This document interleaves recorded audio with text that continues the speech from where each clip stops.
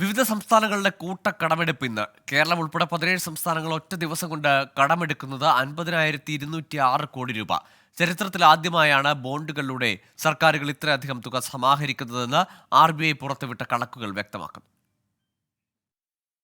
നാളെ നടക്കുന്ന കടപ്പത്ര ലേലത്തിലൂടെ 1,00,000 കോടി രൂപയിലേറെയാണ് സംസ്ഥാനങ്ങൾ സ്വരൂപിക്കുന്നത്.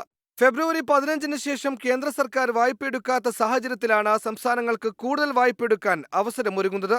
ബോണ്ടുകളിലൂടെ ഇന്ന് ഏറ്റവും അധികം തുകയായ 8,000 കോടി സമാഹരിക്കുന്നത് ഉത്തർപ്രദേശാണ്.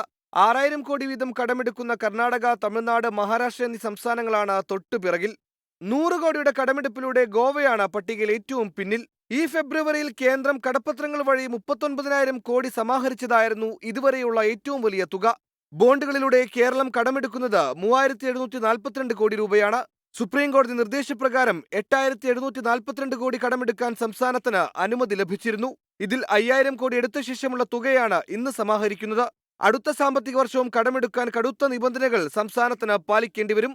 അടുത്ത വർഷം കേരളത്തിന് കടമെടുക്കാൻ കഴിയുന്ന തുക 33,597 കോടി രൂപയാണ്.